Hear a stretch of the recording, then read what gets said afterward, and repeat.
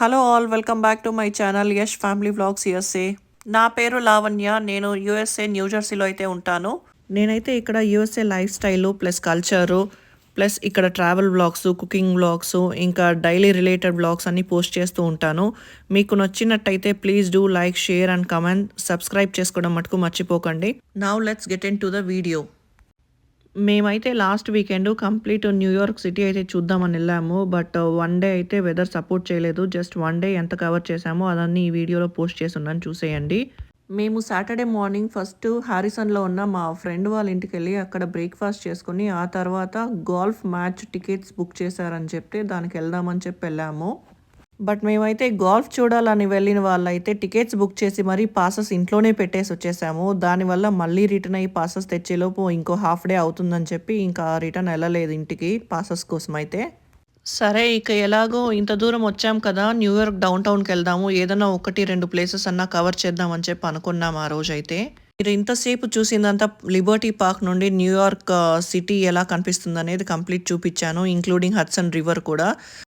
So ఇక్కడన్న view అయితే మేము New Jersey down town నుండి తీసాము.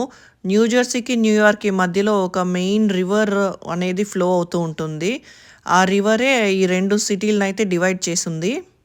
న్యూయార్క్ అంత దూరం మనం వెళ్ళాలంటే న్యూజెర్సీ నుంచి ఒకటి ఫెర్రీలో వెళ్ళాలి, లేకపోతే ట్రైన్లో వెళ్ళాలి. డిస్టెన్స్ అయితే చాలా దగ్గరే. కార్లో వెళ్తే మనకు పార్కింగ్ అనేది చాలా ట్రబుల్ ఫేస్ చేయాల్సి వస్తుంది. కాబట్టి మేమైతే ఆ రోజు డ్రాప్ అయిపోయాం, బాగా చల్లగా ఉందని చెప్పి. మరుసటి రోజు అయితే వెళ్ళాం మళ్ళీ న్యూయార్క్ సిటీకి ట్రైన్లో. మీరు ఇక్కడ చూస్తున్నదైతే ఇక్కడ బాగా షార్ప్గా ఉండదు చూడండి, వైట్గా. అదైతే complete railway station, New York railway station. ఎంత మోడల్గా చేశారో చూడండి, చాలా బాగుంది చూడ్డానికి.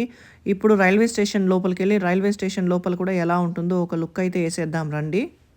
సో ఇక్కడైతే వెదర్ ఇప్పుడు స్ప్రింగ్ నుంచి సమ్మర్కి చేంజ్ అవుతూ ఉంది. కాబట్టి మనకు లేట్ నైట్ లైక్ 8:15కి అయితే సన్సెట్ అయితే అవుతుంది. అప్పటి వరకు సన్ బాగానే ఉంటుంది మనకి ఇక్కడ.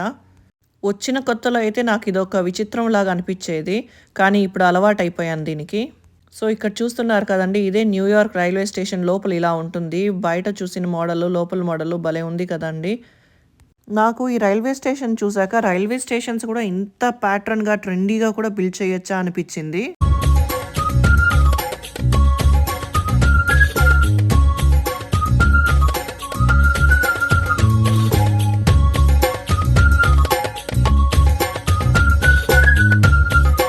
మీరు ఇక్కడ చూస్తున్నదైతే వరల్డ్ ట్రేడ్ సెంటర్స్ బిఫోర్ 2001 అనమాట. సో అప్పుడు 2 వరల్డ్ ట్రేడ్ సెంటర్స్ ఉన్నాయి. అవి ఒకేలాగా సేమ్ టు సేమ్ ఉండటం వల్ల దాన్ని ట్విన్ టవర్స్ అని కూడా పిలిచేవాళ్ళు. మీకు అందరికీ తెలిసే ఉంటుంది, సెప్టెంబర్ 11, 2001 టెర్రరిస్ట్ అటాక్ చేసి ఆ వరల్డ్ ట్రేడ్ సెంటర్స్ని అయితే కొలాప్స్ చేసేసారు. సో దాంట్లో అయితే దాదాపుగా 3,000 మందికి పైగా చనిపోయారనమాట.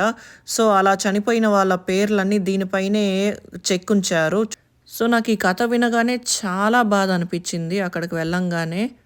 నాకైతే వీళ్ళు చేసిన ఈ వాటర్ ఫౌంటైన్ చాలా మంచిగా అనిపించింది, అలాగే చాలా గ్రేట్ అని కూడా అనిపించింది. చనిపోయిన వాళ్ళ గుర్తుగా ఇలా చేశారు కదండి, అదే మెయిన్ ఇంపార్టెంట్ థింగ్ ఇక్కడ. మీకు క్లియర్గా చూపిస్తా చూడండి వాళ్ళ పేర్లు, చనిపోయిన వాళ్ళ పేర్లన్నీ ఎలా చెక్కారని చెప్పి.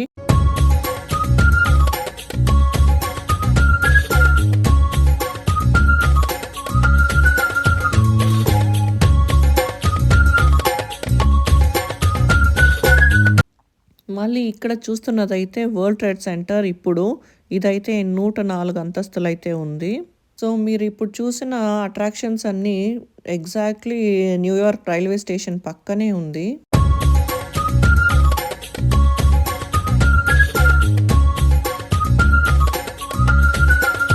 ఇదైతే World Trade Center side view. Side నుంచి అయితే ఇలా కనిపిస్తుంది మనకు.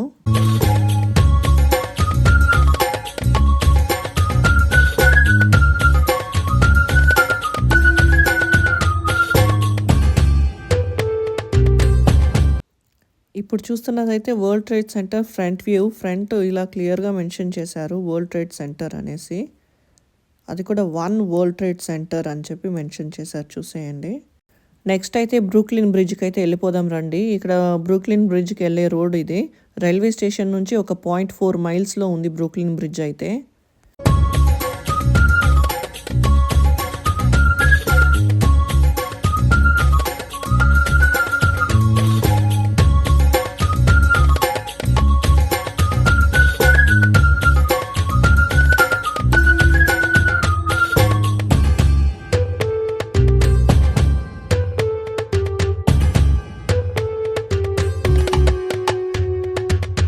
ఇప్పుడైతే ఓపెన్ బస్ ఒకటి వెళ్తుంది చూడండి. దీంట్లో వెళ్ళాలంటే మనము కంప్లీట్ సిటీ ట్రిప్ అనేది బుక్ చేసుకోవాల్సి ఉంటుంది.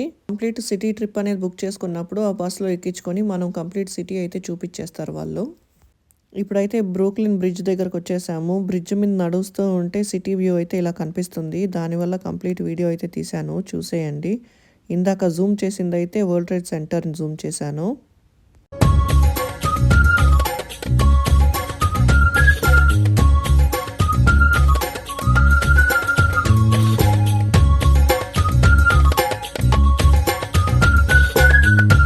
అదిగో కాస్త దూరంలో కనిపిస్తుంది, అదే బ్రూక్లిన్ బ్రిడ్జ్ అట్రాక్షన్ అండి.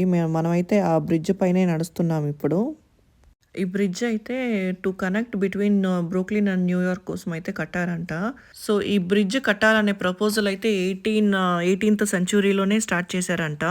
బట్ ఇది ఓపెన్ చేసిన వరకు May 24th 1883లో అయితే ఓపెన్ చేశారు. ఈ బ్రిడ్జ్ అయితే ఫుల్గా కన్స్ట్రక్ట్ చేసేసి. ఈ బ్రిడ్జ్ వచ్చేసి one of the longest suspension bridge in whole world అని చెప్పచ్చు. దీన్నైతే ఒకప్పుడు న్యూయార్క్ అండ్ బ్రూక్లిన్ బ్రిడ్జ్ అని పిలిచేవాళ్ళు, లేదా ఈస్ట్ రివర్ బ్రిడ్జ్ అని పిలిచేవాళ్ళు. ఆ తర్వాత 1915లో అయితే అఫీషియల్గా ఈ బ్రిడ్జ్కి బ్రూక్లిన్ బ్రిడ్జ్ అని అయితే పేరు పెట్టేశారు. అప్పటి నుంచి దీన్ని బ్రూక్లిన్ బ్రిడ్జ్ అనే పిలుస్తారు ప్రతి ఒక్కరు. ఇక్కడ వ్యూ చూడండి ఎంత బాగుందో. పైన మబ్బులు, బ్లూ కలర్ స్కై, వైట్ మబ్బులు, దాని మధ్యలో బ్రూక్లిన్ బ్రిడ్జ్ చూడటానికైతే చాలా బాగా అనిపించింది.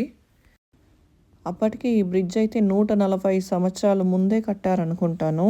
అంటే అప్పటి నుంచి బ్రిడ్జ్ ఇలాగే ఉండిపోదు కదండి. మధ్యలో ఒక 4 సార్లు ఏమో రెనోవేషన్ చేసినట్టున్నారు.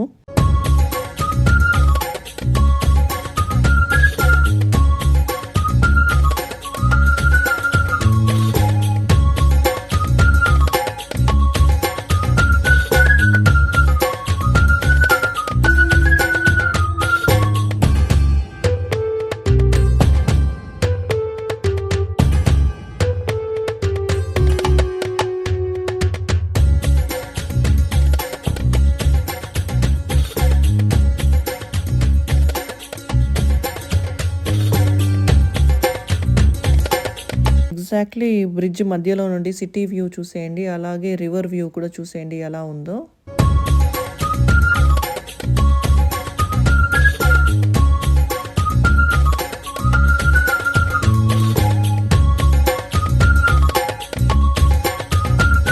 సో ఆ రోజైతే ఇంతే కవర్ చేయడం కుదిరింది మా వల్ల.